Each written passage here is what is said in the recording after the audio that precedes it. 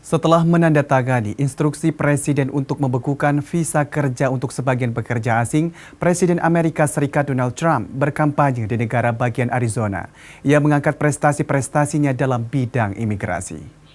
Presiden Donald Trump melakukan inspeksi dan menandatangani bagian tembok perbatasan di wilayah Yuma, negara bagian Arizona, untuk merayakan tembok sepanjang 322 km di sepanjang perbatasan barat daya yang diklaim telah dibangun di masa pemerintahannya. This is the most powerful and comprehensive border wall structure anywhere in the world. It's got technology that nobody would even believe between sensors and cameras and everything else. Pemerintahan Trump berencana membangun tembok sepanjang 725 km pada akhir tahun ini. Menurut patroli perbatasan AS, mayoritas tembok yang telah dibangun menggantikan sistem perbatasan yang ada.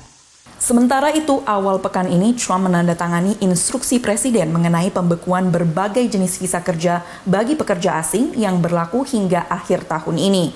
Kebijakan itu diklaim dapat menyediakan lebih dari 500,000 pekerjaan yang dapat diisi oleh warga Amerika di masa pandemi. Sementara data pemerintah menunjukkan warga AS yang menganggur akibat pandemi jumlahnya sekitar 19,5 juta orang.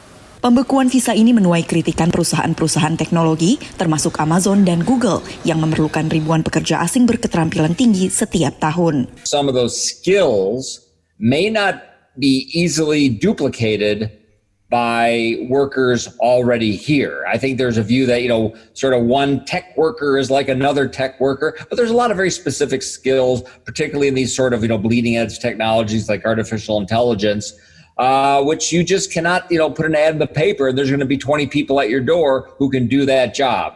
Instruksi baru Trump berpotensi berdampak pada ratusan ribu pekerja asing, khususnya yang saat ini berada di luar Amerika Serikat dan belum memiliki visa.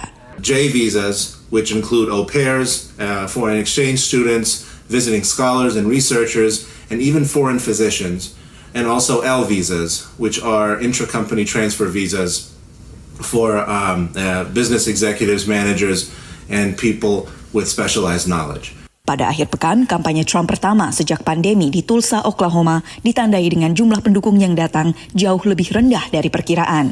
Dengan kunjungannya ke perbatasan, Presiden berupaya untuk membangkitkan kembali semangat basisnya dengan berfokus pada sikap kerasnya pada imigrasi yang merupakan janji kampanye utamanya. It seems to be part of a broader economic philosophy and a political philosophy that immigration is bad for America, and to the extent that these Republican policymakers, including the president, think that's what their base wants, they're trying to give it to them. Presiden mengakhiri kunjungannya ke Arizona dengan pidato bergaya kampanye di sebuah acara pelajar bagi Trump. The radical left, they hate our history, they hate our values, and they hate everything we prize as Americans, and we're right.